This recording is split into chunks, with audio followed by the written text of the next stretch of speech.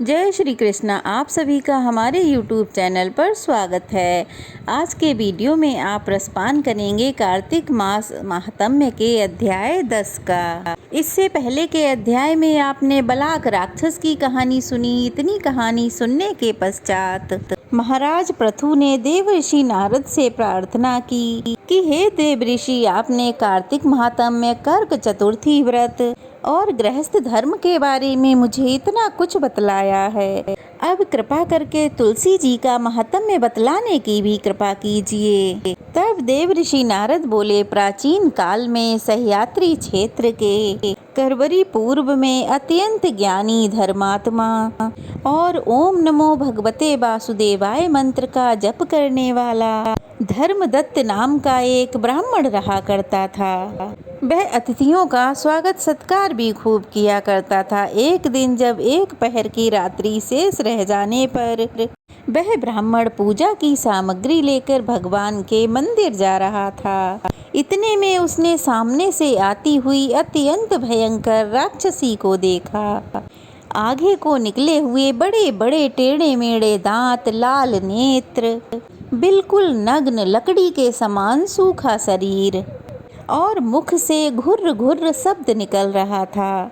भयभीत धर्मदत्त ने ऐसी भयंकर राक्षसी को देख अपने हाथ का तुलसी मिश्रित जल उस राक्षसी पर फेंक दिया। जल में मिश्रित तुलसी के दल का स्पर्श होते ही उस राक्षसी के समस्त पाप क्षण भर में नष्ट हो गए और वह हाथ जोड़कर धर्मदत्त के पैरों में गिर पड़ी। तब धर्मदत्त ने उससे पूछा, तू कौन है और किस पाप के कारण इस दशा को प्राप्त हुई? अपने पापों से मुक्त हुई वह राक्षसी कहने लगी, सौराष्ट्र देश में भिक्षु नामक ब्राह्मण की मैं पत्नी थी। मेरा नाम कलह था। तब ना तो मैं अपने पति से मीठे बोल बोलती थी और ना ही उन्हें अच्छा भोजन खाने को देती थी। इस तरह से मुझसे दुखी होकर मेरे पति ने जब दूसरा विवाह करने का निश्चय किया तो मैंने क्रोध में आकर विष खाकर अपना शरीर त्याग दिया।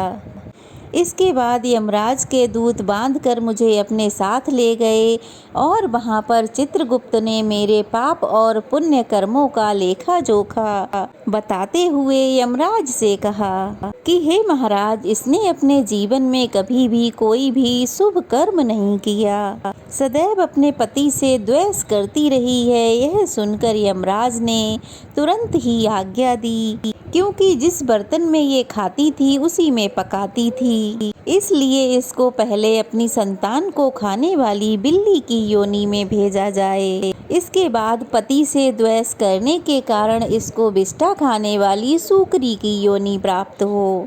फिर क्योंकि इसने आत्महत्या की है, ये प्रेत योनि में भी जाए। सो महाराज, मैं 500 वर्षों से इसी योनि में फिर रही हूँ। भूख और प्यास से दुखी होकर एक वैश्य के शरीर में प्रवेश करके मैं कृष्णा और बेणी नदी के संगम पर गई। जैसे ही मैं नदी के तट पर पहुंची, विष्णु जी के दूतों ने मुझे तुरंत ही वैश्य के शरीर से निकाल कर फेंक दिया। वहां से घूमती फिरती मैं आ रही थी कि मुझे आप मिल गए और आपने जो तुलसी मिश्रित जल मुझ पर फेंका है उससे मेरे समस्त पाप नष्ट हो गए। अब कृपा करके इस प्रेत योनि से भी मेरा उद्धार कर दीजिए। राक्षसी से सारा वृतांत सुनने के बाद ईश्वर भक्त ब्राह्मण दत्त ने कहा, तुमको देखकर मुझे बड़ा दुख हो रहा है। मैं जानता हूँ कि तीर्थ, तप, दान आदि कर्म प्रेत योनि में नहीं हो सकते। तुम्हारे पाप अधिक और पुण्य कम हैं, इसलिए मैंने अपने जीवन में जितने भी कार्तिक मास के स्नान किए हैं उसका आधा पुण्य मैं तुमको देता हूँ। इससे तुम्हें उत्तम गति की प्राप्ति हो जाएगी। ऐसा कह के ब्राह्मण ने जैसे ही ओम नमो भगवते वासुदेवाय मंत्र का जप करते हुए तुलसी मिश्रित जल से उसका अभिषेक किया, वह प्रेत योनि से मुक्ति पाकर दिव्य देह, अग्नि के समान देह धारण करके लक्ष्मी जी के समान रूपवती हो गई।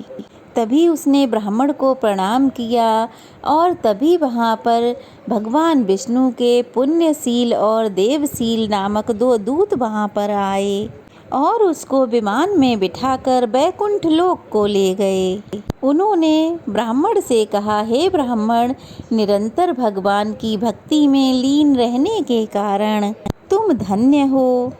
तुम्हारे द्वारा कार्तिक मास के स्नान और व्रतों का आधा पुण्य दिए जाने के कारण इस राक्षसी की मुक्ति हो पाई है। हे विप्र, अपने इस त्याग, भक्ति और कार्तिक मास के स्नान से कालांतर में तुम राजा के कुल में जन्म लोगे और अंत में बैकुंठ धाम को प्राप्त करोगे।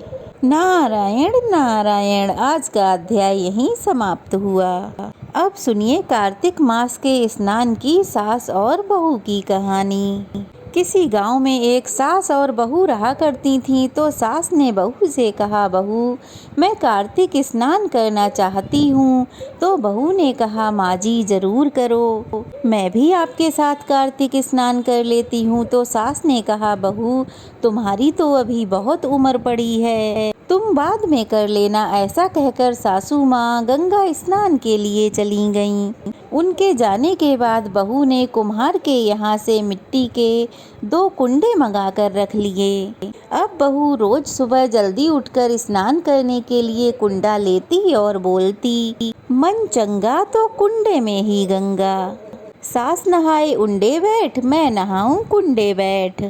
बहू के ऐसा कहने पर उस कुंडे में साक्षात गंगा जी आ जाती और बहू स्नान कर लेती। उधर सासू माँ जब कार्तिक मास में स्नान कर रही थी तो एक दिन उनकी सोने की नथ गंगा जी में बह गई।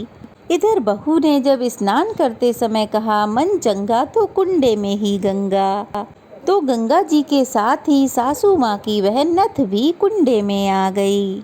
बहू ने सासू माँ की नथ को पहचान लिया। अब जब कार्तिक मास पूरा हो गया तो सासू माँ अपने घर को वापस आईं। बहू ने वही नथ पहनकर सासू माँ का स्वागत किया। अब सासू माँ कहने लगी, बहू, ये तो मेरी नथ है, गंगा जी में गिर गई थी, तुम्हें कैसे मिली? तभी बहू ने सासू माँ को कुंडे में गंगा जी आने और नथ की आने की सारी बात बता दी। अब सासू ने बहू से कहा, बहू, मुझे तो ब्राह्मण भोजन कराना है। बहू ने कहा, मुझे भी कराना है, मैंने भी तो कार्तिक स्नान किए हैं, व्रत उपवास भी किए हैं, पीपल पथवारी तुलसी को सींचा है, दीपक भी जलाया है, घर में ही भगवान की परिक्रमा भी लगाई है और मेरी परिक्रमा यहीं स्वीकार करने की भगवान से प्रार्थना भी की है। सासू माँ को विश्वास नहीं हुआ। वो कहने लगी, बहू, मैं नहीं मानती, तूने भला कार्तिक स्नान किया है, तू तो घर पे ही थी, तो तूने कैसे कार्तिक स्नान किया है? अब बहू ने सास को विश्वास दिलाने के लिए अंदर ले जाकर वो कुंडे दिखाए। वो कुंडे अब तक सोने के हो चुके थे। अब तो सासू माँ को विश्वास हो गया और दोनों ने खुशी खुशी मिलकर कार्तिक मास के व्रतों का उद्यापन किया, ब्राह्मण भोजन करवाया, दक्षिणा देकर उन सब ब्राह्मणों को विदा किया। हे कार्तिक महाराज, जैसा फल आपने सासू माँ की बहू को दिया वैसा ही इस कथा को कहने, सुनने और हुंकारा भरने वाले को देना। जय हो कार्तिक महाराज की। आज की कथा यहीं तक। चलते हैं, फिर मिलते हैं। तब तक के लिए जय श्री कृष्णा। और आप सभी पर, आपके बच्चों पर कार्तिक मास की, कार्तिक भगवान की कृपा यूं ही बरसती रहे।